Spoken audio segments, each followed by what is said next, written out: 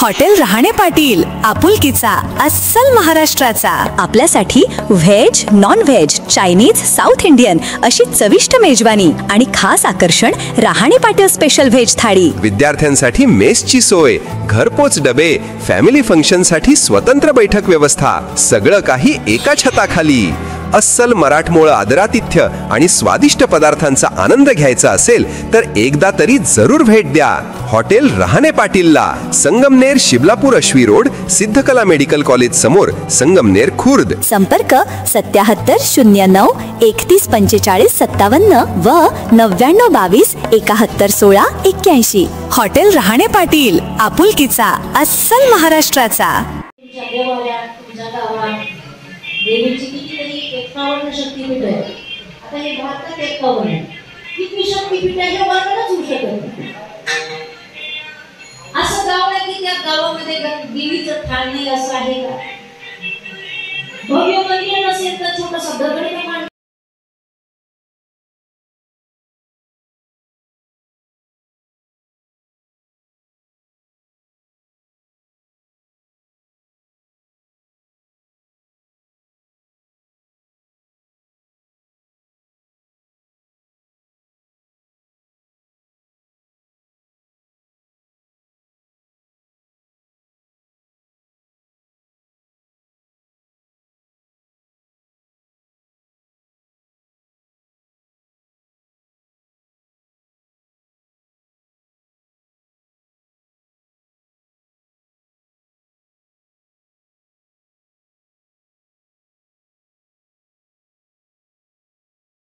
हो जगदंबे, मूळ पीठ तू अंबे. व्यास वसिष्ठ शुक गोंधळी, नाचता ती सोहम मेळी. द्वैत भाव विसरो निबळे, नाचती अंबे तुझे गोंधळी. गोंधळा येई हो जगदंबे, मूळ पीठ तू अंबे. मुकुटमणी पुंडलिक, 33 कोटी देवनायक. गोंधळ घालिती सकौतुक, एका जनार्दनी नाचे देख. गोंधळा येई हो जगदंबे, मूळ पीठ तू अंबे. विठाला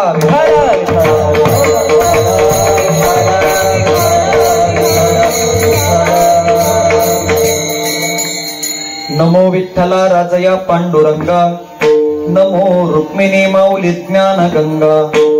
नमो पुंडलिका, नमो चंद्रभागा. नमस्कार माझा रुक्मिणी पांडुरंगा. पांडुरंगा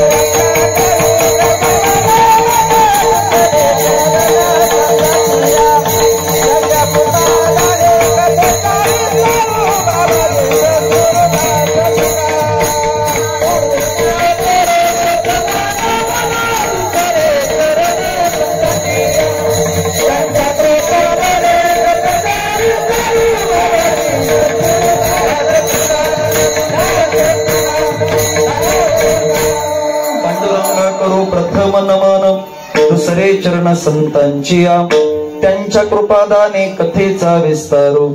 बाबाजी सद्गुरुदास तुका, जयांचे केलिया स्मरण. होय सकळ विद्यांचे अधिकरण, तेची वंदो श्री चरण श्री गुरूंचे. ते नमस्कारो नियाता.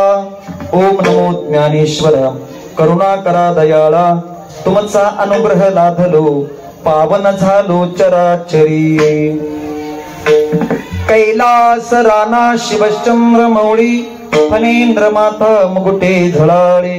कारुण्य सिंधू भव दुःख हारी, तुझ वीन शंभो मज कोण तारी. गुरुर ब्रह्मा गुरुर्विष्णू गुरुर्देवो महेश्वरः. गुरु साक्षात परब्रह्म, तस्मै श्री गुरवे नमः. सर्व मंगल मांगल्ये शिवे सर्वार्थ साधिके शरण्ये त्र्यंबके गौरी नारायणी नमोस्तुते। या देवी सर्वभूतेषु भक्तिरूपेण संस्थिता नमस्तस्यै नमस्तस्यै नमस्तस्यै नमो नमः। या देवी सर्वभूतेषु मातृरूपेण संस्थिता नमस्तस्यै नमस्तस्यै नमस्तस्यै नमो नमः। कुळीची हे कुळदेवी कुळीची हे कुळदेवी कुळीची हे कुळदेवी कुळीची हे कुळदेवी केले भावी संतांनी केले भावी संतांनी केले भावी संतांनी भावी संतांनी केले भावी संतांनी भावी संतांनी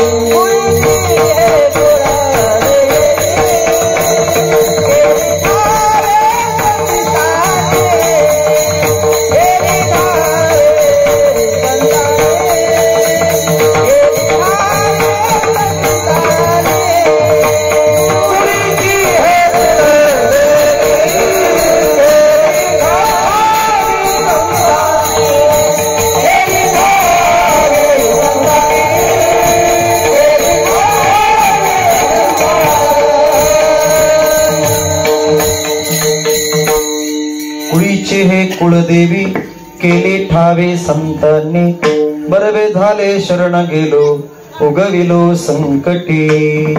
अनादी अंबिका भगवती बोध परडी घेवोनी हाते पोत ज्ञानाचा पाजळते उदो उदो भक्त नाचते गोंधळा येई वो जगदंबे मूळ पीठ तू अंबे। प्रस्तुत कीर्तन रूपी सेवेसाठी निवडलेला अभंग पैठण निवासी शांतीब्रह्म श्री संत एकनाथ महाराज यांचा गोंधळ या प्रकरणातील 3 चरणाचा अभंग आपण कीर्तन सेवेसाठी निवडलेला आहे। संपन्न होत असणारा शारदीय नवरात्र उत्सव आणि या नवरात्र उत्सवातील 8व्या माळेची कीर्तन सेवा तुम्हा सर्व भाविकांच्या वतीने माझ्यापर्यंत आली म्हणून या ठिकाणी कीर्तन सेवेसाठी मी उपस्थित आहे। सद्गुरु गंगागिरीजी महाराज, ब्रह्मलीन श्री नारायणगिरीजी महाराज, त्याचप्रमाणे आपले माऊली बाबा आदी करून सर्व संतांच्या आशीर्वादानं आपल्या सर्वांच्या अनमोल मार्गदर्शनानं आणि सर्वांच्या उपस्थितीमध्ये संपन्न होत असणारा हा 2025 मधला शारदीय नवरात्र उत्सव आणि या नवरात्र उत्सवात आजची ही 8वी माळ म्हणून आजच्या दिवसाला फार महत्व आहे। आज दुर्गा अष्टमी आहे। कोणती? दुर्गा अष्टमी। म्हणून आजची ही कीर्तन सेवा आपणा सर्वांच्या मार्फत माझ्यापर्यंत आली म्हणून रेणुका मातेच्या समोर या ठिकाणी मी कीर्तन सेवेसाठी उभा आहे। मृदंगावरती साथ करण्यासाठी आपल्याच ठिकाणचं वैभव, त्याचप्रमाणे गायनासाठी आता प्रत्येकाचं नाव जर घ्यायला गेलो आणि एखाद्याचं जर राहिलं तर एखाद्याला राग येऊ शकतो म्हणून उत्तम या ठिकाणी गायनाचार्य मृदंगावरती उत्तम साथ करणारे महाराज या ठिकाणी उपस्थित आहे।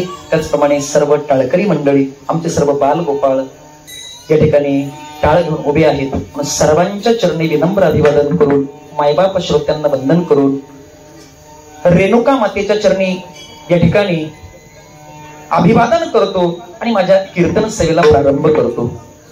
तसं जर सर्वांचं नाव घ्यायचं झालं तर एकाच उखाण्यात सर्वांचं नाव घेतो। रेणुका मातेच्या चरणावरती फूल वाहतो वाकून आणि तुमच्या सर्वांचं नाव घेतो रेणुका मातेचा मान राख। पुन्हा एकाचा नाम उल्लेख नको म्हणून या ठिकाणी एकनाथ महाराजांचा अभंग गोंधळ या प्रकरणातील या ठिकाणी सेवेसाठी निवडलेला आहे। ध्रुवपदाचा विचार केला आणि बाकीच्या चरणांचा विचार केला तर बाकीची 3 चरण आहे आणि अर्ध चरण आहे ते ध्रुपद आहे. म्हणून 3.5 चरणाचा अभंग आपण या ठिकाणी कीर्तन सेवेसाठी निवडलेला आहे. आणि का निवडला याचं कारण सांगून जातो. आपल्या महाराष्ट्रामध्ये शक्तिपीठ जर किती असतील तर किती शक्तिपीठ आहे? 3.5. तसे 52 शक्तिपीठ आपल्या भारत देशामध्ये आहे. पण आपल्या भाग्याने आपल्याला 3.5 शक्तिपीठ महाराष्ट्राच्या भाग्याने लाभले. म्हणून पहिलं शक्तिपीठ करवीरची असणारी कोल्हापूर निवासिनी महालक्ष्मी माता, माहूरची असणारी रेणुका माता, तिसरी तुळजापूरची असणारी तुळजाभवानी माता आणि अर्ध शक्तिपीठ आपल्या जवळच असणार सप्तशृंगी माता. असं 3.5 या सदरातील म्हणून 3.5 चरणाचाच अभंग निवडला. विठ्ठला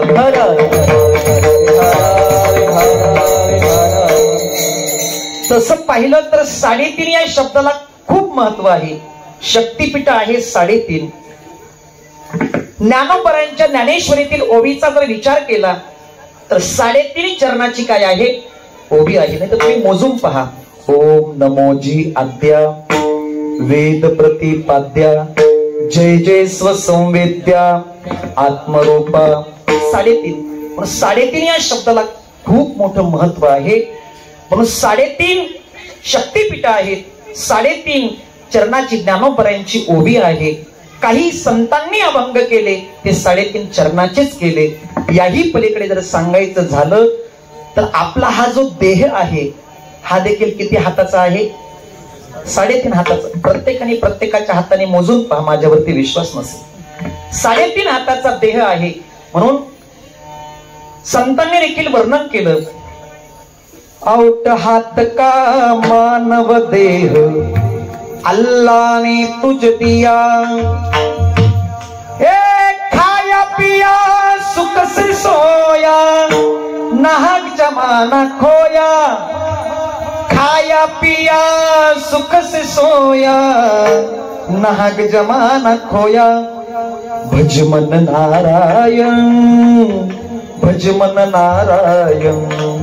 आपला देह 3.5 हाताचा आहे. आणि याही पलीकडे सांगायचं झालं तर आपल्या शरीरावरती 3.5 कोटी रोम आहेत. आपल्या शरीरावरती जी काही केस आहेत 3.5 कोटी रोम आणि त्या रोमान प्रत्येक ठिकाणी आपल्या 3.5 कोटी रोमाचं छिद्र आपल्या शरीरावरती आहे. आणि यदा कदाचित तुमचा माझा विश्वास नसेल तर मोजायला काय हरकत? हा मोजणार नाही कोणी, पण मोजायला काही हरकत नाही. म्हणून 3.5 या शब्दाला फार मोठं महत्व आहे. म्हणून 3.5 चरणाचा अभंग एकनाथ महाराजांचा आपण या ठिकाणी सेवेसाठी निवडलेला आहे. एकनाथ महाराजांचा जर आपण अधिकार पाहिला तर एकनाथ महाराज संत आहेत, एकनाथ महाराज शांत आहेत आणि एकनाथ महाराज श्रीमंत आहेत. संत, शांत आणि श्रीमंत हा एकनाथ महाराजांचा अधिकार. तुम्ही म्हणाल एकनाथ महाराज संत कशावरनं, तर सांगून जाईल. एकनाथ महाराज संतत्वाची भूमिका बजावत असताना एके दिवशी गोदावरीच्या वळवंटामध्ये उन्हाळ्याचे दिवस आहे, ज्येष्ठाचा महिना आहे, वरतून ऊन तापतय आणि अशा अवस्थेमध्ये एकनाथ महाराजांना एक हरिजनाचं मूल गोदावरीच्या वळवंटामध्ये पडलेलं दिसलं. एकनाथ महाराजांनी कुठल्याही प्रकारे विचार न करता त्या मुलाला उचलून आपल्या कडेवरती घेतलं. आई जशी आपल्या मुलाचे पापे घेते त्याप्रमाणे त्याला कुरवाळलं, त्याचे पापे घेतले आणि एकनाथ महाराजांनी त्याला आपल्या हृदयाशी लावलं. याचाच अर्थ एकनाथ महाराज काय आहेत? संत आहेत. संतत्वाचं वर्णन करत असताना जगद्गुरु तुकोबरायांचा जगप्रसिद्ध झालेला अभंग जगद्गुरु तुकोबराय म्हणतायत संत त्यांना म्हणावं. कुणाला? जे का रंजले गांजले त्यासी म्हणे जो आपुले, तोची साधू ओळखावा देव तेथेची जाणावा. दया करण्याचे पुत्रासी ते सेवेची दासानी दासी, तुका म्हणे सांगू किती, तोची भगवंताची मूर्ती, जे का रंजले गांजले, त्यासी म्हणे जो आपुले. संत कुणाला म्हणायचं? जो रंजलेल्या गांजलेल्यांना आपलं म्हणतो ना, त्यांना म्हणायचं संत. आता आपलं कसं सांगू, आपण त्याला आपलं म्हणतो जे का चांगले चुंगले, जो ऐश्वर्याने संपन्न आहे, पैशाने श्रेष्ठ आहे, आम्ही त्यांना आपलं म्हणतो. पण संत त्यांना आपलं म्हणत नाही. जे तळागाळातला समाज या असणाऱ्या सुखापासून वंचित आहे, त्या समाजाला संत महात्मे आपलं म्हणतात. म्हणून जे का रंजले गांजले, त्यासी म्हणे जो आपुले, याचाच अर्थ एकनाथ महाराज संत आहे. किंवा याही पलीकडे जाऊन सांगायचं झालं, एकनाथ महाराज रामेश्वराला कावड घेऊन जात असताना एक असणारं गाढव पाण्याविना तरमळत होतं, आणि आता जर त्या गाढवाला पाणी मिळालं नाही ते गाढव प्राण सोडेल, अशी अवस्था त्या गाढवाची होती. एकनाथ महाराजांनी पाहिलं, ते हातपाय खोडणारं गाढव एकनाथ महाराजांनी ती रामेश्वराला नेणारी कावड त्या गाढवाच्या तोंडात ओतली. बाकीचे म्हणू लागले, महाराज तुम्ही गाढवाला पाणी पाजलं. महाराज म्हटले, तुम्ही त्याला गाढव म्हणा, हा गाढवपणा तुम्ही करा, मी त्याला गाढव म्हणणार. अरे मला साक्षात त्या गाढवामध्ये भगवान रामेश्वराचं दर्शन होतंय, म्हणून मी त्याला पाणी पाजलं. कारण या विश्वाच्या पाठीवरती प्रत्येक माणसाच्या अंतःकरणामध्ये, प्रत्येक पशुमध्ये, प्रत्येक पक्षामध्ये वास्तव्य जर कुणाचं असेल तर ते भगवंताचं आहे. सर्वगती राम सर्वगती राम जय जय सर्वगती राम सर्वगती राम जय जय सर्वगती राम सर्वगती राम जय जय सर्वगती राम सर्वगती राम जय जय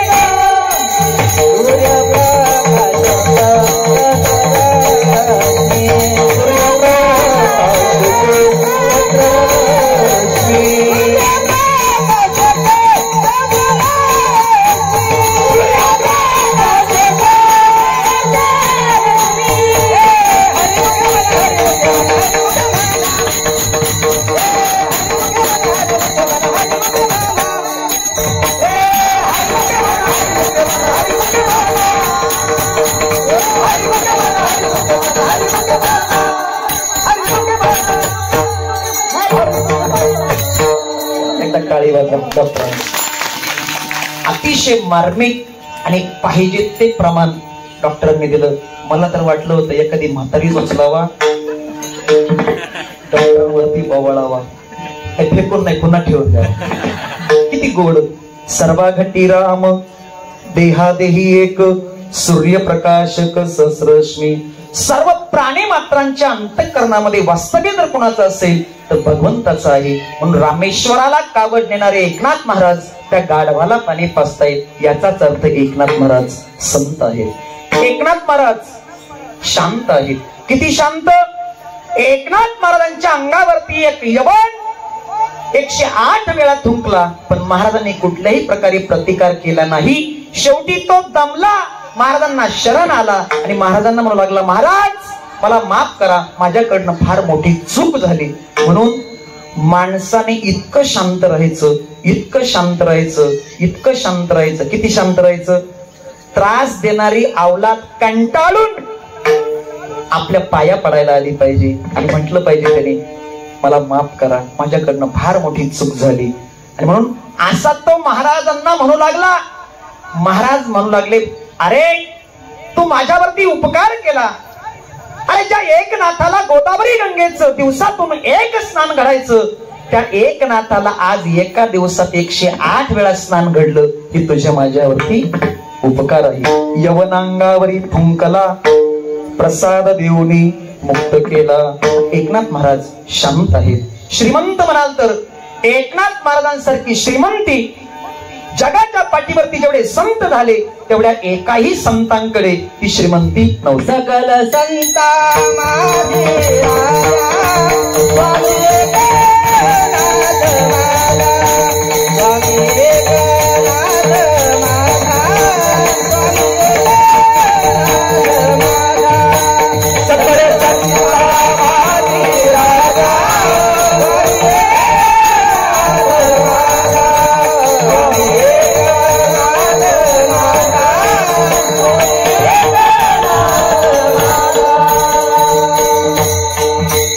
स्वामी सकळ संता माझे राजा स्वामी एकनाथ माझा. संपूर्ण संतांमध्ये ऐश्वर्य संपन्न संत जर कोणते असतील तर ते एकनाथ महाराज आहेत. एकनाथ महाराजांच्या घरी कशाचीच कमतरता नव्हती. किती श्रीमंत होते सांगून जाईल. एकनाथ महाराजांच्या भावार्थ रामायणाला, एकनाथ महाराजांच्या भागवताला, एकनाथ महाराजांच्या प्रवचनाला, एकनाथ महाराजांच्या कीर्तनाला जेवढी काही लोक यायची त्या प्रत्येक श्रोत्याला एकनाथ महाराज 2 किलो हरभऱ्याची डाळ आणि 1 किलो गुळ एवढं कोण देत होते? एकनाथ महाराज. तुम्ही माझ्याकडे आश्चर्याने पाहू नका. नाही तर तुम्ही म्हणाल महाराज आम्ही तुमच्या कीर्तनाला चालू, नका तुम्ही 2 किलो आणि 1 किलो गुळ असं नका देऊ, कमीत कमी पावशेर तरी. नाही, आम्ही कितीही काही केलं, आमची संपूर्ण प्रॉपर्टी विकली तरी एकनाथ महाराजांची बरोबरी होऊ शकणार नाही. हे ऐश्वर्य संपन्न संतांचं वर्णन आहे. म्हणून एकनाथ महाराज संत आहेत, एकनाथ महाराज शांत आहेत आणि एकनाथ महाराज श्रीमंत आहेत. संत, शांत आणि श्रीमंत हा एकनाथ महाराजांचा अधिकार. अशा अधिकार संपन्न संतांचा अभंग आपण या ठिकाणी कीर्तन सभेसाठी निवडलेला आहे. अभंग गोंधळ या प्रकरणातला आहे. बघा, संत महात्म्यांनी जे अभंग केले ते प्रत्येक सदरावरती केले. तुम्ही कुठलाही विषय काढा, एखादा बाहेरचा विषय काढा, बाहेरचा, तरी संतांचा अभंग. बहिरा झालो या जगी, बहिरा झालो, बहिरा झालो. म्हटले बहिरा झाला पण मुक्याचाही आहे ना. मुका झालो वाचा गेली, मुका झालो वाचा गेली, मुका झालो वाचा गेली, मुका झालो वाचा गेली, मुका झालो वाचा गेली, मुका झालो वाचा गेली, मुका झालो वाचा गेली, मुका झालो वाचा गेली. होतो पंडित महाज्ञानी, दशग्रंथ षडशास्त्र पुराणी, चारी वेद मुखोद्गत वाणी, गर्वामध्ये झाली सर्व हानी. मुका झालो वाचा गेली, मुका झालो वाचा गेली, मुका झालो वाचा गेली, मुका झालो वाचा गेली, मुका झालो वाचा गेली, मुका झालो वाचा गेली.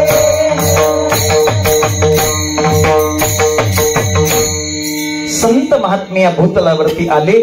संतांच्या दृष्टीला जी गोष्ट दिसली त्या गोष्टीवरती आणि त्या गोष्टीबद्दल प्रबोधन करण्याचं काम संतांनी केलं. म्हणून एकनाथ महाराजांचा प्रत्येक सदरावरती अभंग आहे. एकनाथ महाराजांनी भारुड केली, एकनाथ महाराजांनी गोंधळ केला. एकनाथ महाराजांनी कुठल्याच विषयावरती अभंग नाही असं तुम्ही शोधूनही सापडणार नाही.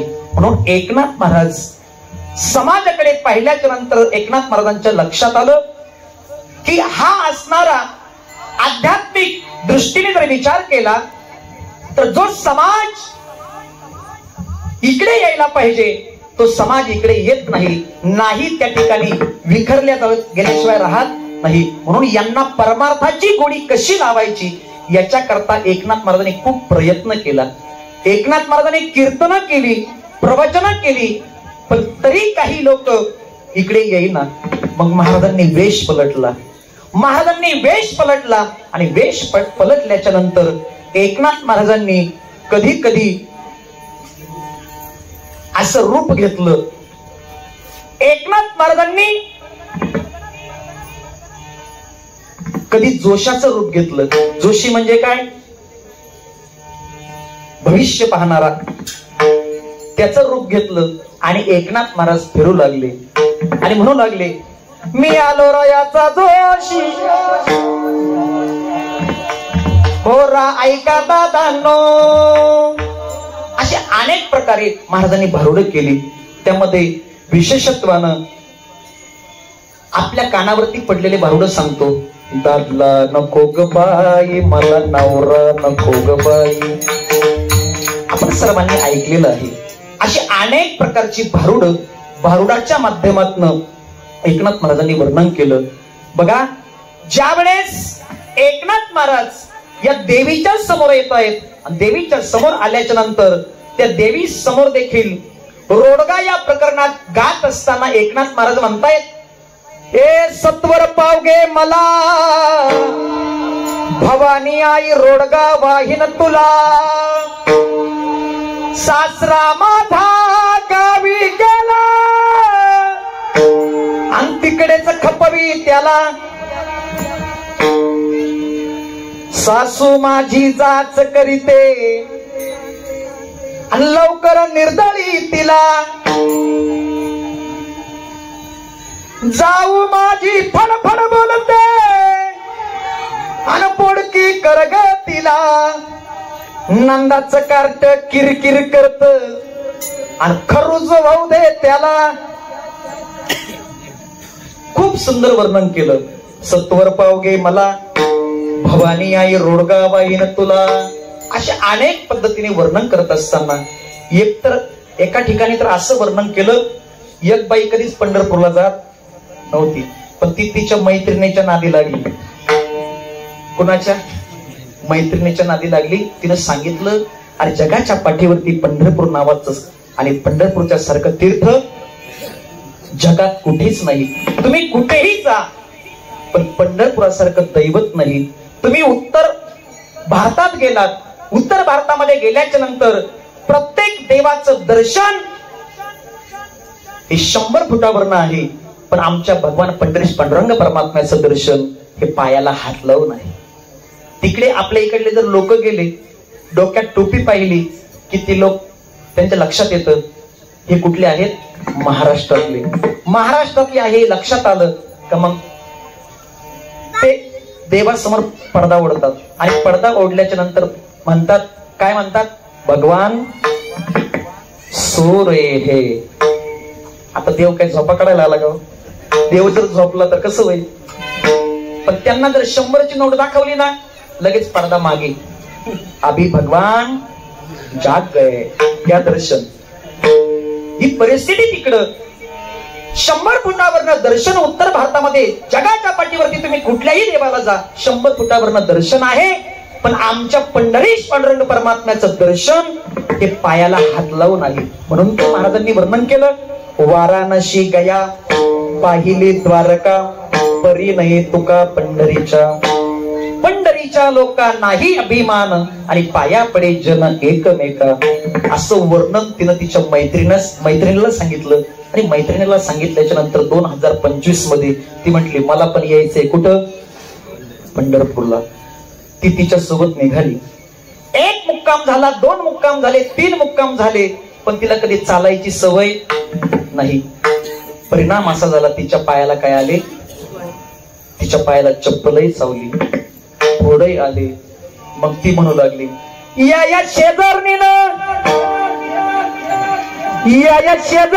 बरं नाही केलं ग बया, आणि मला पंढरीला नेलं ग बया, मला पंढरीला नेलं ग बया, बया बया मला पंढरीला नेलं ग बया, मला पंढरीला नेलं ग बया, मला पंढरीला नेलं ग बया. हो या शेजारणीनं, या शेजारणीनं, या शेजारणीनं बरं नाही केलं ग बया.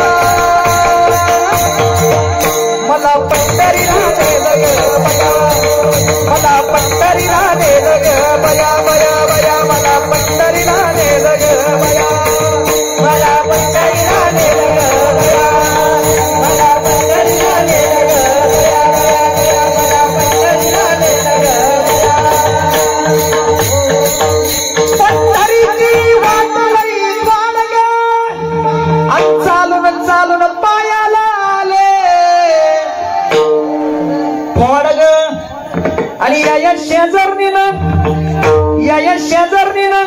बरं नाही केलं ग बया, आणि मला पंढरीला नेलं ग बया, मला पंढरीला नेलं ग बया, बया बया मला पंढरीला नेलं ग बया, मला पंढरीला नेलं ग बया, मला पंढरीला नेलं ग बया, बया बया मला पंढरीला नेलं ग बया. असे अनेक प्रकारचे भारुड आणि भारुडाच्या माध्यमातून या जनसामान्यांचं प्रबोधन एकनाथ महाराजांनी केलं. पण अशाच प्रकारचा गोंधळ या प्रकरणातील अभंग आपण आज कीर्तन सेवेसाठी निवडलेला आहे. म्हणून महाराज म्हणतात की देवी अनादी आहे, हिच्या अगोदर कोणीही नाही. ज्यावेळेस भगवंताने या सृष्टीची उत्पत्ती केली त्यावेळेस या मायेचा अंगीकार केला, कारण एकट्या भगवंताला ही सृष्टी उत्पन्न करता येत नाही. ज्ञानेश्वर महाराज अमृतानुभवामध्ये म्हणतात, जीही एक एका विन न की जे तृणाचेही निर्माण. गवताचं पात सुद्धा एकट्या माणसाला निर्माण करता येऊ शकत नाही, निर्माणच करता येऊ शकत नाही. व्यावहारिक भाषेत जर सांगायचं झालं तर एकटा माणूस मुलाला जन्म देऊ शकत, एकटी बाई माणसाला जन्म देऊ शकत. एक जण मला परवा दिवशी म्हटला, महाराज चुकीचं आहे, कारण मी सांगितलं पहिल्या काळामध्ये लग्न झाल्याच्या नंतरच काय व्हायचे, बोला की मुलं व्हायचे. मी असं म्हटलं, तो म्हटलं महाराज हे चुकीचं आहे, आता तसं नाही. आता काय होतंय, हा समजणे वाले पे इशारा कर. म्हणजे एकटा माणूस काहीच करू शकत नाही, एकटी स्त्री काही करू शकत नाही, तसं एकटा भगवान परमात्मा हा देखील काहीही करू शकत नाही, आणि एकटी माया देखील काही करू शकत नाही.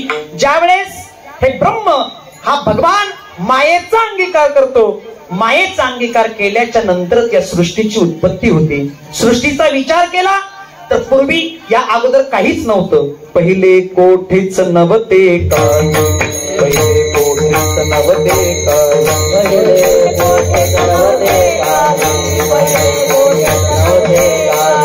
चंद्र सूर्य तारा नाही, चंद्र सूर्य तारा नाही, चंद्र सूर्य तारा नाही, चंद्र सूर्य तारा नाही. अवघे शून्याचे होते पायी, अवघे शून्याचे होते पायी, अवघे शून्याचे होते पायी, अवघे शून्याचे होते पायी. कानोबा तेरे तेरे ते, तेरे तेरे ते, कानोबा तेरे तेरे ते, कानोबा तेरे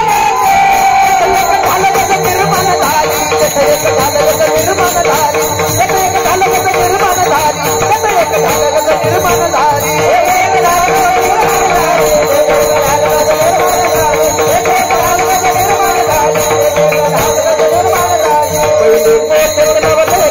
चंद्र सूर्य तारा नाही, अवघे शून्याचे होते पायी, कानोबा तेरे तेरे ते. पहिले कोठे नव्हते काही, चंद्र सूर्य तारा नाही, अवघे शून्याचे होते पायी, कानोबा तेरे तेरे ते, कानोबा तेरे तेरे ते, कानोबा तेरे तेरे ते.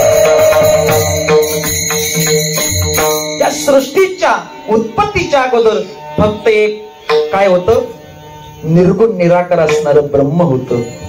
पहिले कोठेच नव्हते काही, चंद्र सूर्य तारा नाही, अवघे शून्याचे होते पाही, कानोबा तेरे तेरे ते. त्या ठिकाणी एक माया निर्माण झाली, ते एक ढालगज. ढालगज म्हणजे काय, माया. ढालगज म्हणजे माया. कसा शब्द आहे ढालगज? काही आपल्या बायकोला म्हणतात, हा पाहिला का आमचा पसारा. काय म्हणतात, हे पाहिलं का आमचं कॅलेंडर. म्हणजे जे महिन्याला बदलतं त्याचं नाव काय. तसं या नारी शक्तीची रूप बदलणारी आहेत, म्हणून तिला काय म्हटलं, कॅलेंडर. तसं त्या पद्धतीनं या ठिकाणी महाराजांनी शब्द वापरला. तेथे एक ढालगज निर्माण झाली, तिने एवढी ख्याती केली, इंद्रादिकास म्हणे बाहुली. अशी ती माया या विश्वाच्या अगोदर या भूतलावरती काहीच नव्हतं. एक भगवान परमात्मा होता आणि त्या भगवान परमात्म्याने मायेचा अंगीकार केला आणि मग या जगाची उत्पत्ती झाली. म्हणून जसा भगवान परमात्मा अनादी आहे तशीच ही देवी देखील काय आहे, अनादी आहे. दुसऱ्या एका अभंगामध्ये एकनाथ महाराजांनी या देवीचं वर्णन करत असताना गोंधळात गायलं, अनादी निर्गुण प्रगटली भावा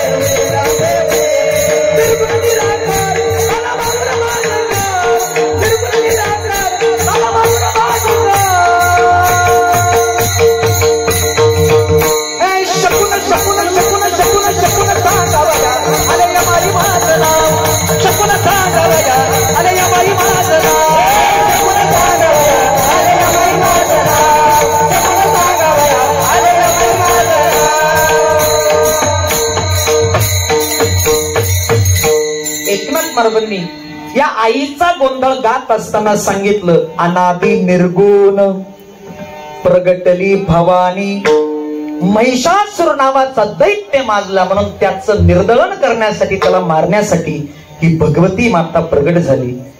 जे कार्य देवतांना करता येत नाही त्यावेळेस कुण्यातरी मायेचा अंगीकार घेऊन त्या भगवान परमात्म्याला त्या दैत्याचा नाश करावा लागतो. म्हणून या देवीची उत्पत्ती भगवान परमात्म्याने सांगितली. हिच्या अगोदर कोणीही, हिच्यापासून कोणाचा जन्म नाही. हिने विश्व निर्माण केलं पण ही मात्र कोणापासून निर्माण झालेली नाही. म्हणून अनादी निर्गुण. निर्गुण कशाला म्हणतात? जिच्या ठिकाणी रंग नाही, रूप नाही, ती असणारी निर्गुण. आणि म्हणून रंग नाही, रूप नाही, नाही वर्ण छाया, निराकार निर्गुण तुची रघुराया. मै गुलाम मै गुलाम मै गुलाम तेरा. अशी अनादी असणारी, निर्गुण असणारी माया प्रगट झाली. कशा करता? तर महिषासुर नावाच्या दैत्याचा वध करण्याकरता. म्हणून एकनाथ महाराज म्हटले ती अनादी आहे, अंबिका आहे, भगवती आहे आणि तिच्या हातामध्ये बोध परडी आहे. असं असणारं वर्णन एकनाथ महाराज आज सेवेला निवडलेल्या अभंगाच्या पहिल्या चरणामध्ये. अनादी अंबिका भगवती, अनादी अंबिका भगवती, बोध परडी देऊन हाती, बोध परडी देऊन हाती, बोध ज्ञानाचा पाडळती, बोध ज्ञानाचा पाडळती, उदो उदो भक्तनाचा ते, उदो उदो भक्तनाचा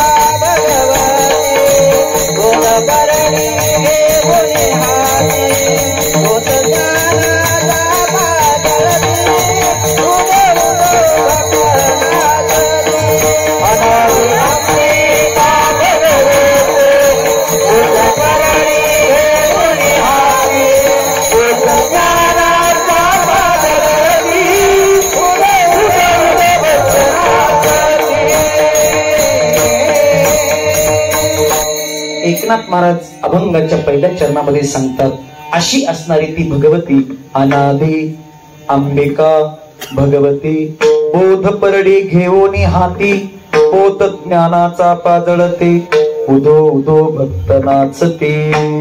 अनादी म्हणजे जिच्या अगोदर कोणीही नाही. अंबिका, अंबिका या शब्दाचा अर्थ आहे आई. म्हणून म्हटलं आई अंबे जगदंबे. ती सर्वांची काय आहे, जगत जननी माता आहे, म्हणून तिला काय म्हटलं, अंबिका. त्याचप्रमाणे आपली रेणुका सुद्धा काय आहे, आपली सर्वांची काय आहे, आई आहे. म्हणून तर म्हटलं ना, माझी रेणुका माऊले कल्पवृक्षाची सावली, ओ माझी रेणुका माऊली कल्पवृक्षाची सावली. जशी वत्सा लागी गाय, जशी वत्सा लागी गाय, तशी अनाथांची माय, तशी अनाथांची माय, तैसी अनाथांची माय. हो माझी रेणुका माऊली कल्पवृक्षाची सावली.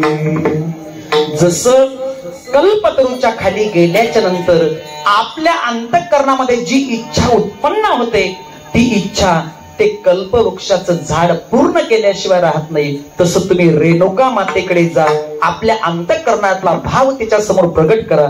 वर्षाच्या आत तुमच्या अंतःकरणातला भाव पूर्ण होईल. नाही झाला तर कीर्तन करायचं सोडून दे. फक्त शुद्ध अंतःकरणाने तिची सेवा करा. नाहीतर येता जाता लांबूनच नमस्कार करा, म्हणा महाराज काहीच झालं नाही वर्षात, असं नाही. त्याला निष्ठावंत युक्त अंतःकरणाने त्या अंबिकेची भक्ती आपल्याला करावी लागेल. म्हणून माझी रेणुका माऊली, अंबिका या शब्दाचा अर्थ आहे ती आई. किती सुंदर वर्णन आहे. अनादी अंबिका, आणि ती असणारी अंबिका माता आपल्या अंतःकरणातला भाव पूर्ण करते. जसं कल्पवृक्षा खाली गेल्याच्या नंतर कल्प तरु खाली आणि फळे येती मागितली.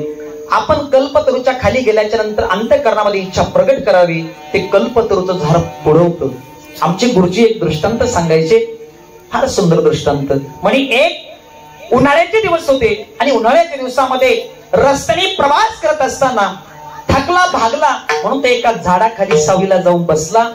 ज्या झाडाखाली जाऊन बसला ते झाड कशाचं होतं, कल्पतरूचं, कल्पवृक्षाचं झाड होतं.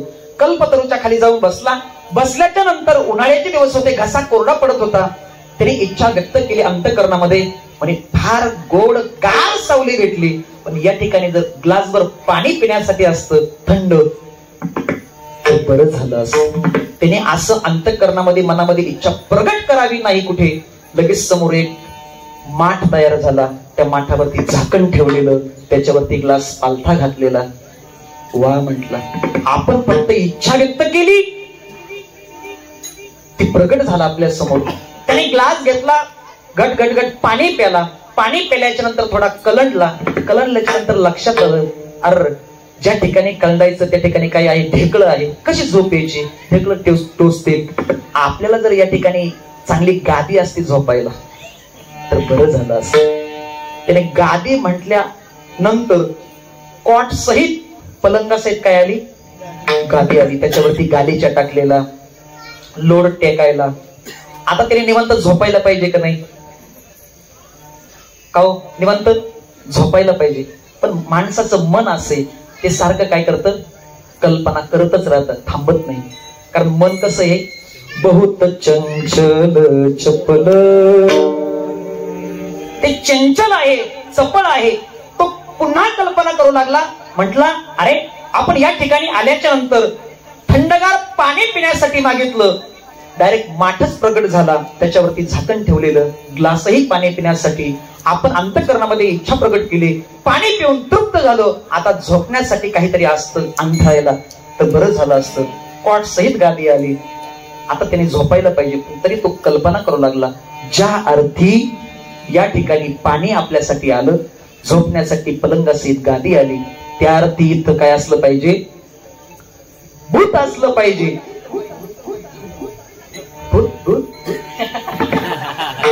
भूत असलं पाहिजे असं म्हटल्याच्या नंतर अहो भूत प्रगट झालं ना. भूत प्रगट झालं, आता त्यांनी भूतासोबत गोड गप्पा मारायला पाहिजे, पारमार्थिक गोष्टी करायला पाहिजे.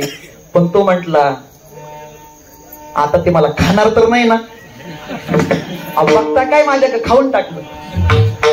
याचा अर्थ कल्पतरूच्या खाली जी जी आपल्या अंतःकरणातली इच्छा आहे ती कल्पतरू ज्याप्रमाणे पूर्ण करतो, तशी या रेणुका मातेच्या समोर आल्याच्या नंतर आपल्या अंतःकरणामधली जी इच्छा आकांक्षा असेल ती इच्छा आकांक्षा निष्ठायुक्त अंतःकरणाने त्या रेणुका मातेच्या पुढे प्रकट करा.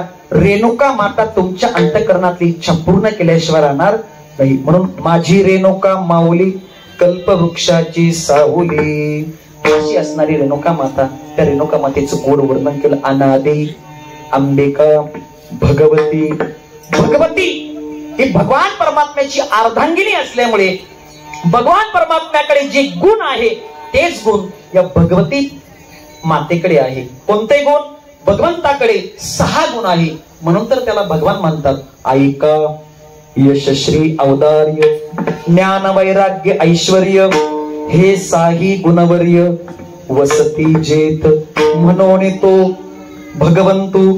म्हणून तो भगवान परमात्मा आहे आणि त्याच भगवंताची अर्धांगिनी अर्धनारीनटेश्वरी ही जगदंबा माता असल्या कारणाने ही भगवती आहे. म्हणून अनादी अंबिका भगवती. किती गोड वर्णन केलं. नाहीतर आताचे तुम्ही गाणे जर ऐकले ना देवीविषयी लय भयानक, ऐकू सुद्धा वाटत. मी आता येता येता 2-3 ऐकले. हो लय बेकार. काय गायलं ऐकायचं तुम्हाला का नको? असं गायलं. गिरणीवाल्या दादा काय बघतो वळून, आणि तुळजापूरला जायचं मला द्या की तळून. आता त्या गिरणीवाल्याचा त्या दळणाचा काही संबंध आहे सांगा बरं? आहे का काही? असे गाणे एकाने तर गायलं. तिरकी टोपी वाकड्या भांगावरी ग, आणि आंबाची नजर शिंगाड्या बोकडा. आता देवीला बोकड आवडतो का? सांगा सगळे. आपल्या इथं नाही होत ना? वा वा सुंदर. आई वाजवा सर्वांनी. देवीला हा पुरणपोळीचा नैवेद्य लागतो. आम्ही तुळजापूरच्या देवीचे जे पुजारी आहे ब्राह्मण, त्या ब्राह्मणांना विचारलं तुमच्या देवीला मांसाहाराचा नैवेद्य चालतो का?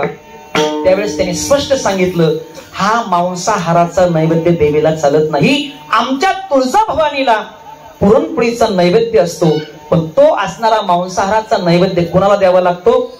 दैत्याला द्यावा लागतो. मग जे मांसाहार करतात ते काय आहे? हा दैत्य. आपल्या इथं किती दैत्य नाहीये? हा कोणीच नाही दैत्य आपल्या या ठिकाणी सगळे देवीचे भक्त आहेत. म्हणून अशा प्रकारे देवीचं वर्णन नाही तर एकनाथ महाराजांनी सुंदर वर्णन केलं. किंवा असं वर्णन केलं या इतिहासाच्या पानापानावरती जर कुणाचं नाव असेल तर या जगदंबा रेणुका मातेचं नाव आहे. हे पाना पानात देवी तुझं नाव ग, मला वाटत माहुरगडाला जाव ग. पाना पानावरती या अंबिका रेणुका मातेचं नाव आहे. म्हणून तर आपल्याला प्रत्येक वेळेला आपल्या महाराष्ट्रात मध्ये असणारी 3.5 शक्तिपीठ, त्या 3.5 शक्तिपीठाला जावंसं वाटतं. आणि या अंबिका मातेकडे बघूनच आमच्या संतांनी वर्णन केलं. आमच्या पंढरपूरला विटेवरती जी जगदंबा उभी आहे ती पांडुरंग परमात्म्याच्या रूपातली ती जगदंबा, आणि ही जगदंबा काही वेगळी नाही. म्हणून तिचा देखील गोंधळ घातला त्यांनी. आषाढी कार्तिकी तुझ्या गोंधळाची दाटी, आषाढी कार्तिकी तुझ्या गोंधळाची दाटी, आषाढी कार्तिकी तुझ्या गोंधळाची राती हो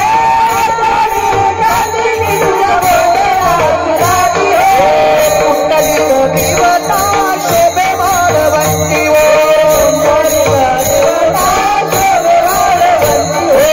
कुंडलिक देवता शोभे माळवंती हो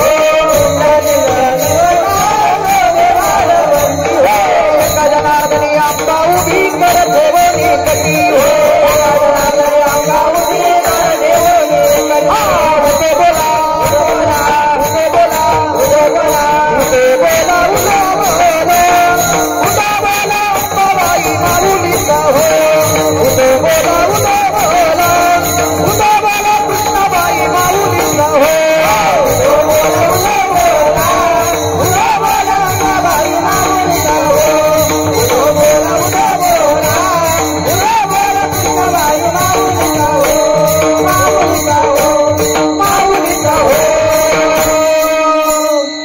आंबेचा गोंधळ संत महात्म्याने देखील घातला.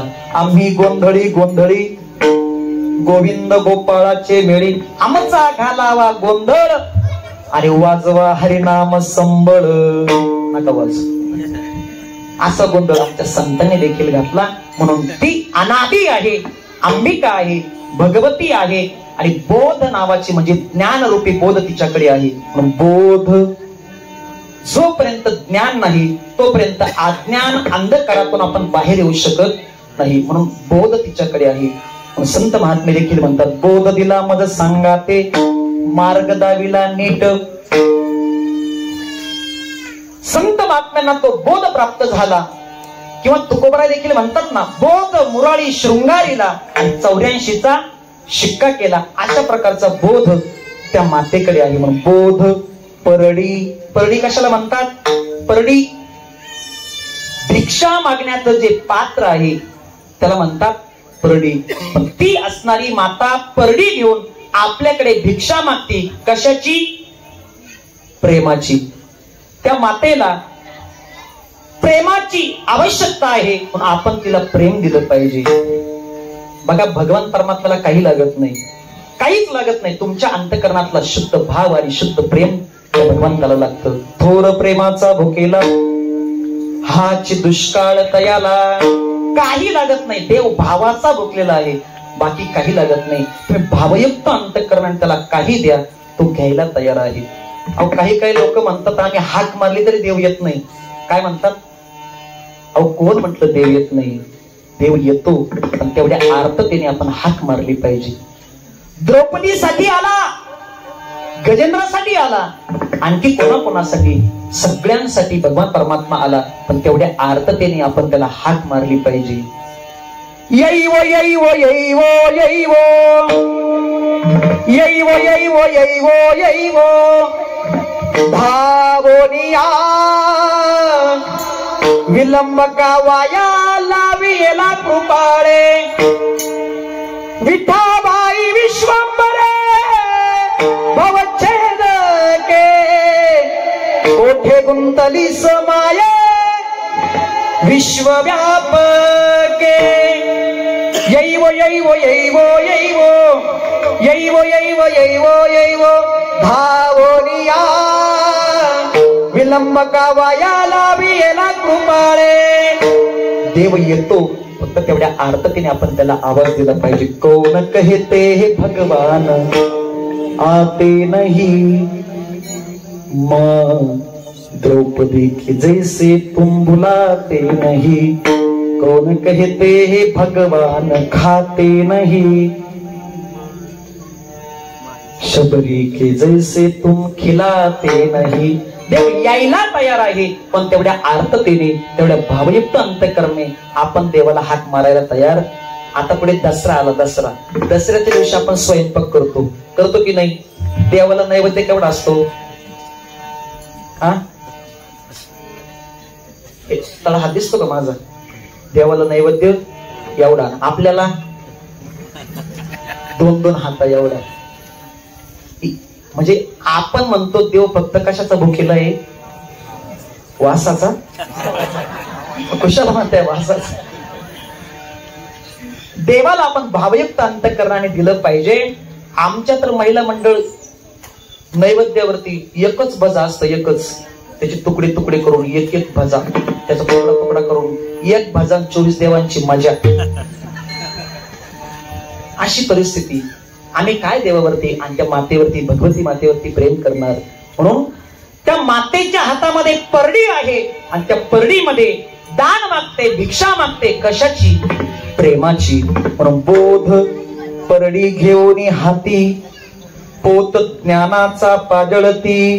पोत कशाला म्हणतात? पोत पोत कापडावरती कापड गुंढाळून तो तेलामध्ये बुडवल्या जातो आणि त्याच्यावरती कापराची वडी ठेवून त्याला पेटवलं जातं. तो असणारा ज्ञानरूपी पोत तिच्या हातामध्ये आहे आणि तिची एकच इच्छा आहे, या जगतातील अज्ञान अंधकार नाहीसा व्हावा आणि प्रत्येकाची प्रवृत्ती ज्ञानरूपी प्रकाशामध्ये व्हावी. याच्यासाठी त्या भगवती मातेने आपल्या हातामध्ये पोत घेतलेला आहे. म्हणून पोत ज्ञानाचा पाजळती आणि उदो उदो भक्त नाचती. उदो उदो भक्त नाचती असं म्हटल्याच्या नंतर एकनाथ महाराज म्हटले, अशा आंबेच्या गोंधळाला तुम्ही हजर व्हा, मी देखील आलेलो आहे. म्हणून ध्रुवपदामध्ये फार सुंदर वर्णन केलं. गोंधळा येई वो जगदंबे, गोंधळा येई वो जगदंबे, गोंधळा येई वो जगदंबे, गोंधळा येई वो जगदंबे, गोंधळा येई वो जगदंबे, गोंधळा येई वो जगदंबे.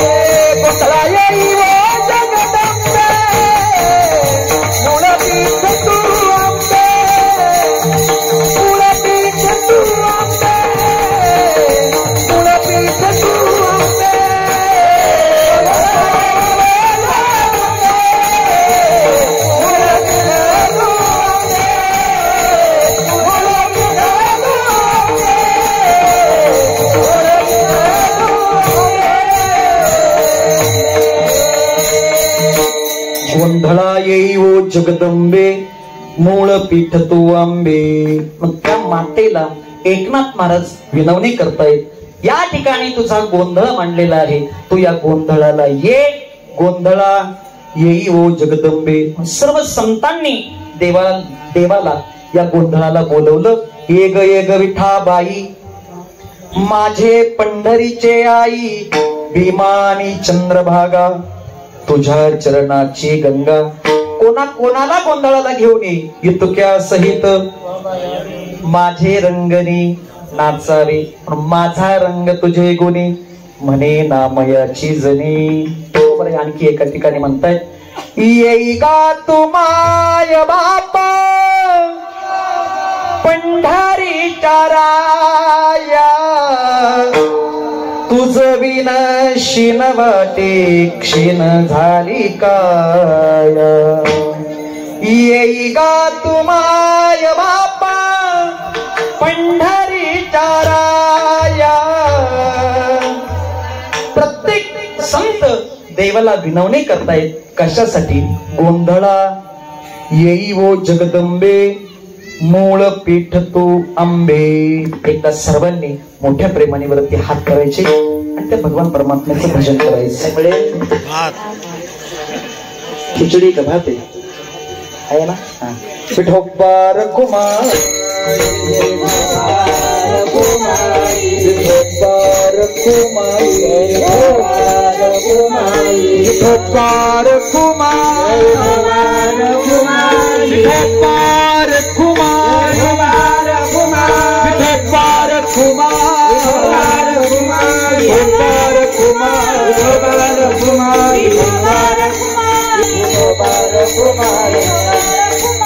विठोबार कुमार.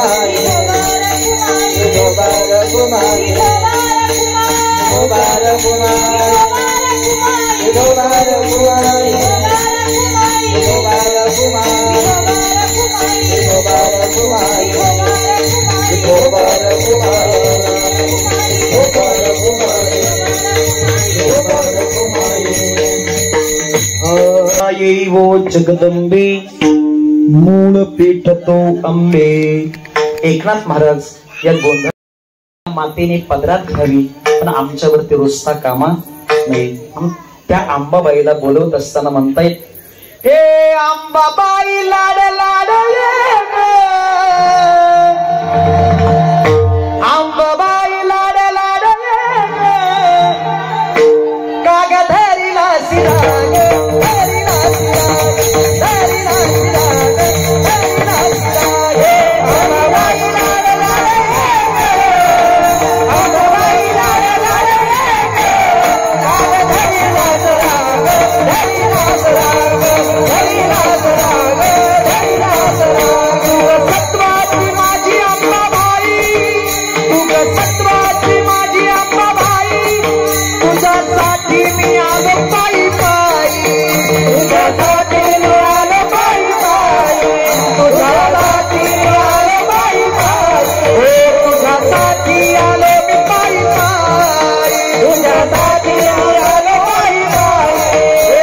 अंबाबाई लाड लाड ये, अंबाबाई लाड लाड ये, काग धरीला सिराग, धरीला सिराग, धरीला सिराग, धरीला सिराग. हे अंबाबाई लाड लाड ये, अंबाबाई लाड लाड ये, काग धरीला सिराग, धरीला सिराग, धरीला सिराग, धरीला सिराग, धरीला सिराग.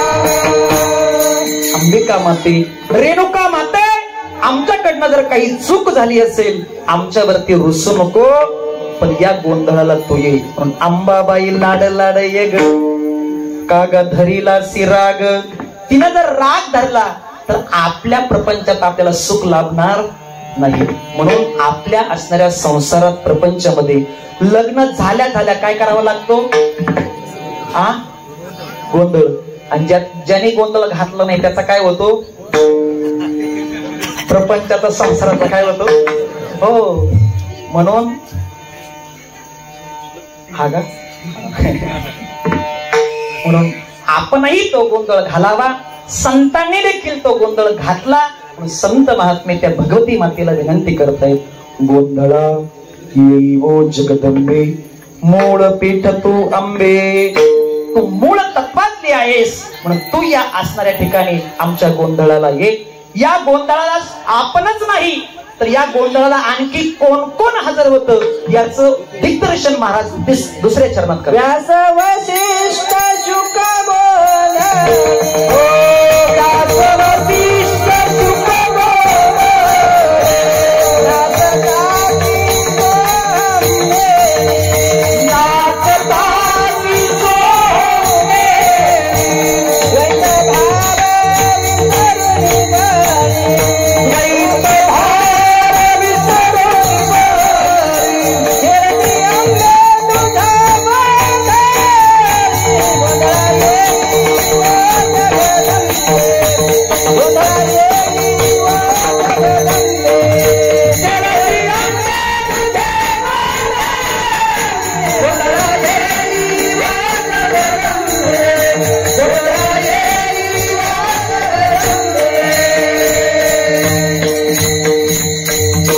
या गोंधळाला कोण कोण हजर होतं त्याचं दिग्दर्शन महाराज या अभंगाच्या दुसऱ्या चरणामध्ये करतात. व्यास वसिष्ठ शुक गोंधळी, नाचता ती सोहम मिळे, द्वैत भाव विसरून बळे, नाचती आंबे तुझे गोंधळी. द्वैत भाव विसरून या गोंधळामध्ये व्यास महर्षी, वशिष्ठ ऋषी, त्याचप्रमाणे भगवान शुक या गोंधळामध्ये हजर झाले. का हजर झाले? त्यांनी त्यांच्या अंतःकरणातला द्वैत भाव टाकून दिला. जोपर्यंत तुमच्या अंतःकरणामध्ये द्वैत आहे तोपर्यंत तुम्ही भगवान परमात्म्याच्या चरणापर्यंत जाऊन पोहोचू शकत. आपल्या अंतःकरणातला द्वैत गेला पाहिजे. काम, क्रोध, मद, मत्सर हे सगळं अहंकार आपण बाजूला काढलं पाहिजे. आणि एकदा हे बाजूला काढले की स्वतः भगवान परमात्म्याला बोलावं लागत नाही, तो स्वतः येऊन त्या ठिकाणी राहत असतो. तुकारामी चित्त करावे निर्मळ, येऊने गोपाळ राहे तेथे. अलीकडे काय झालं, आमच्यातला द्वैतच जायला तयार.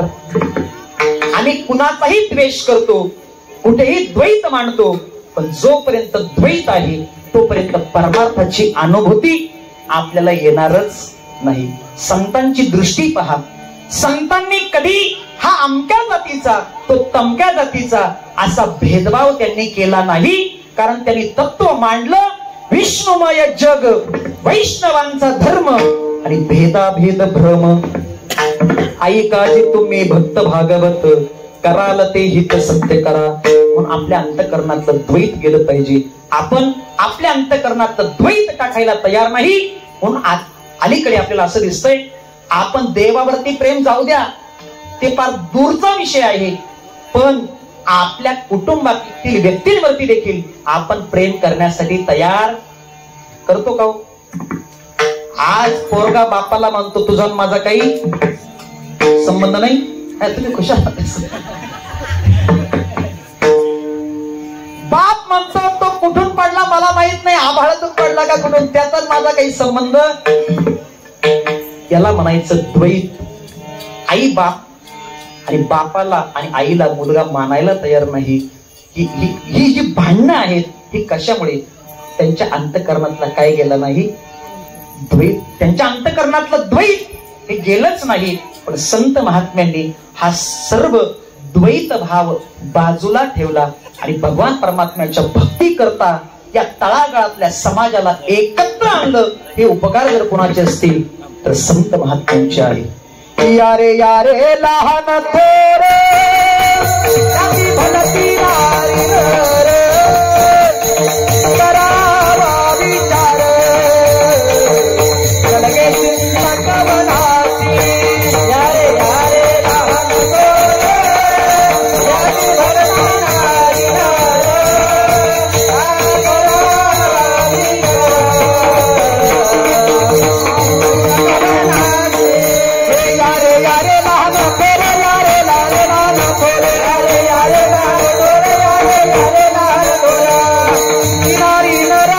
भलती नारी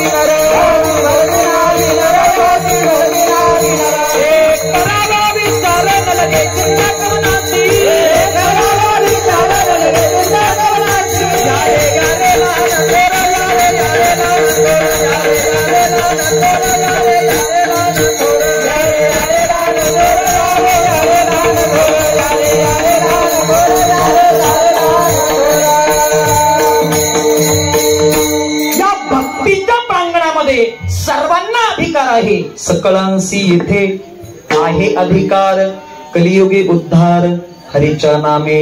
संत महात्म्यांनी हा भेद केला नाही, प्रत्येकाला जवळ घेतलं आणि या भक्ती मार्गाला लावलं.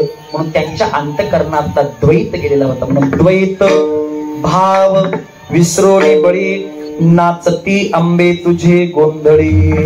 आपण देखील या ठिकाणी कीर्तनाच्या माध्यमातून त्या अंबिका मातेचा, त्या रेणुका मातेचा गोंधळच घालतोय. कसा गोंधळ घालतोय?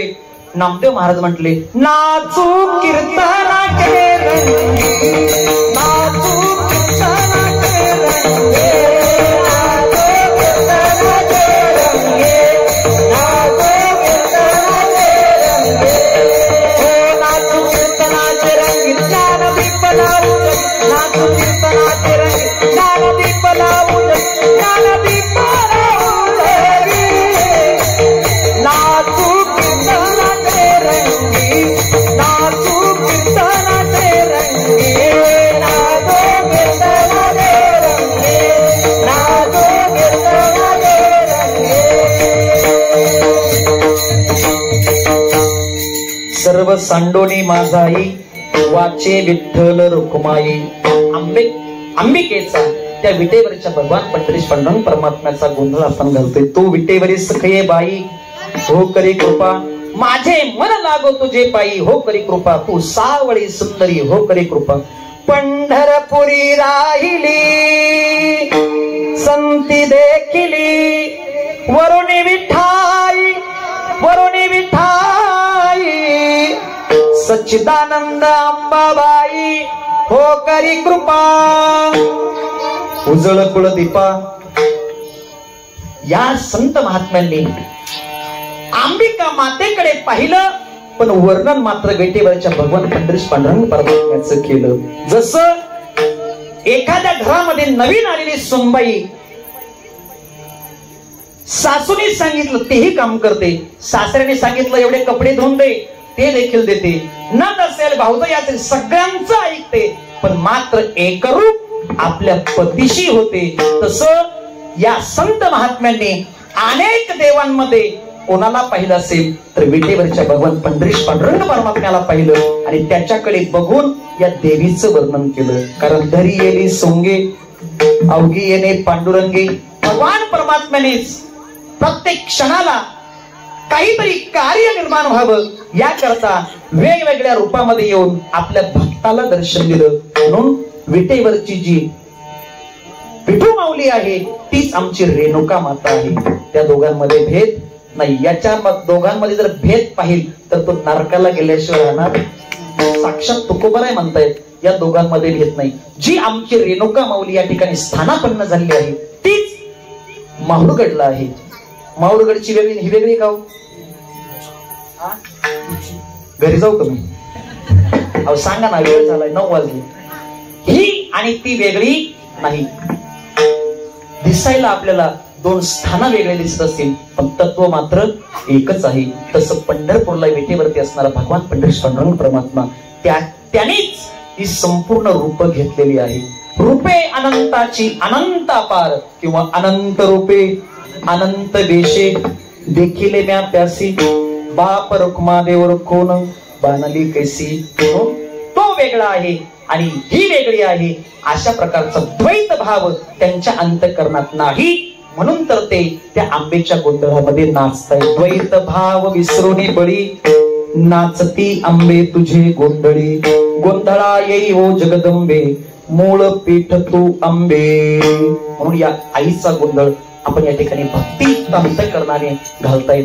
खूप सुंदर या ठिकाणी नियोजन मंडप आहे, डेकोरेशन आहे, लाईट आहे. आणि मग या ठिकाणी असं वाटतंय लख पडला प्रकाश दिवट्या मशालीचा गोंधळाला उभा गोंधळी भवानीचा. मीपणाचा धाव सुटला.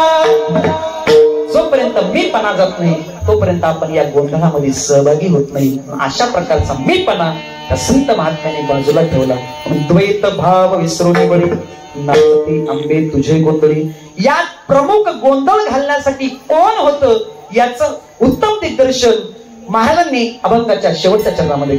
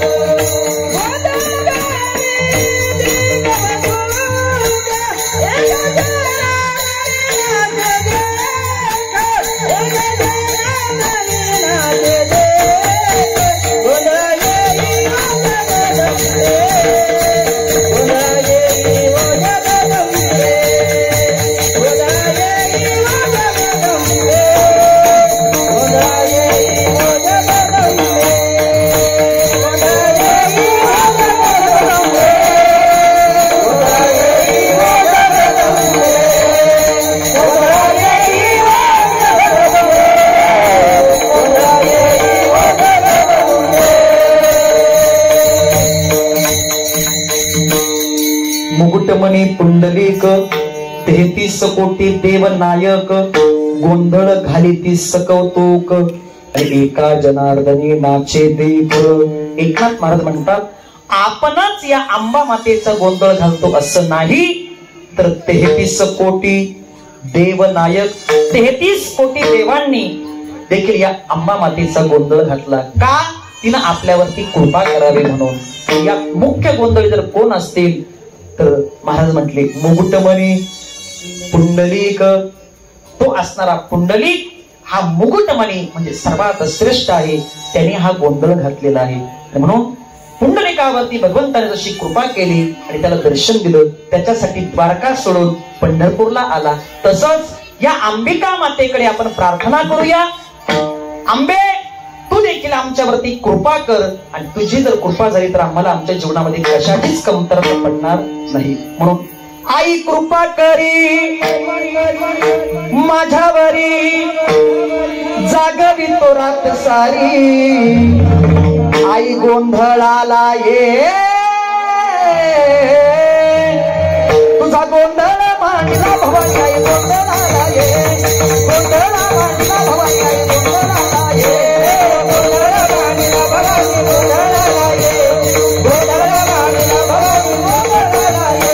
आई कृपा करी माझ्यावरी, जागवी तो रात सारी, आई कृपा करी माझ्यावरी, जागवी तो रात सारी, आई गोंधळाला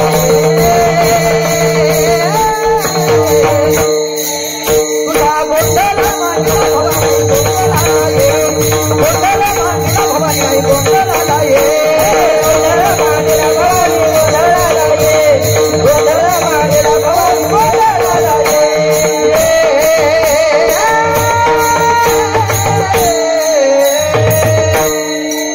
त्या अंबा मातेला आपल्या या गोंधळाला बोलू, अशा प्रकारचं ज्या 33 कोटी देवांनी त्या आंबेचा गोंधळ घालावा.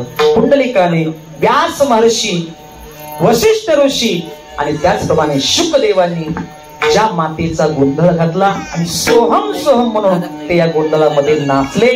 आणि सोहम सोहम नाचत असताना ते देवीला म्हणाले, तू आणि मी काही वेगळी, तुझं जे स्वरूप आहे तेच आमचं स्वरूप आहे, आमच्या अंतःकरणातला द्वैत भाव विसरू दे. म्हणून रेणुका मातेच्या चरणी एक विनंती करतो. खूप मोठ्या प्रमाणात आपण या नवरात्र उत्सवामध्ये या अंबिका मातेचा, रेणुका मातेचा नवरात्र, शारदीय नवरात्र उत्सव या ठिकाणी संपन्न करता. आणि म्हणून देवीच्या चरणी प्रार्थना करतो, या असणाऱ्या अतिशय उंच लेवलला पोहोचलेल्या सप्ताहाला कुणाची नजर लागू नाही. नाहीतर महाराज अनेक 100 वर्षाची परंपरा असणारी सप्ते काय झाले, अहो बंद पडले. तुम्ही खराडीचं उदाहरण घ्या. आज खराडीला अनेक जण आले आणि अनेक जणांनी अनेक विषय मांडले, पण गावातले कार्यकर्ते म्हणले सत्ता होणार, आणि जर झाला तर गाव पेटल्याशिवाय. म्हणजे परंपरेचे सत्ते बंद होतात महाराज, खूप अवघड आहे. म्हणून परमार्थामध्ये राजकारण नकोय. काय नको? राजकारणाच्या पार्ट्या नकोय. नाहीतर गावागावात एका सप्त्याचे 2 सप्ते झाले. आम्ही ज्यावेळेस जातो ना त्यावेळेस लोक म्हणतात, महाराज यावर्षी आमच्या पार्टीचा सप्ताह आहे बरं का, पुढच्या वर्षी गेलं का म्हणतात आता त्यांच्याकडनं आम्ही सत्ता काढून घेतली, यावर्षी आमच्याकडे, यावर्षी आमच्या पार्टीचा. परमार्थामध्ये पार्ट्या. आणि म्हणून या असणाऱ्या सप्ताहाला कोणाची नजर लागू नये. आणि अंबिका रेणुका मातेच्या चरणी प्रार्थना करतो, जोपर्यंत चंद्र सूर्य आहे तोपर्यंत या सप्ताहाची छटा अशीच वाढत जाऊ, या सप्ताहाला कोणाची नजर न लागो. रेणुका मातेच्या चरणी प्रार्थना करतो आणि एकच सांगतो की या रेणुका मातेची अंतःकरणापासून सेवा करा. रेणुका माता तुम्हाला तुमच्या जीवनामध्ये कशाचीच उणीव भासू देणार. सगळं काही पूर्वी अशी असणारी भगवती माता, या भगवती मातेचं वर्णन करणारा अभंग एकनाथ महाराजांचा. अनादी अंबिका भगवती, बोध परडी घेऊन हाती, पोत ज्ञानाचा पाजळती, उदो उदो भक्त नाचती, गोंधळा येई हो जगदंबे, मूळ पीठ तू अंबे. ज्ञानेश्वर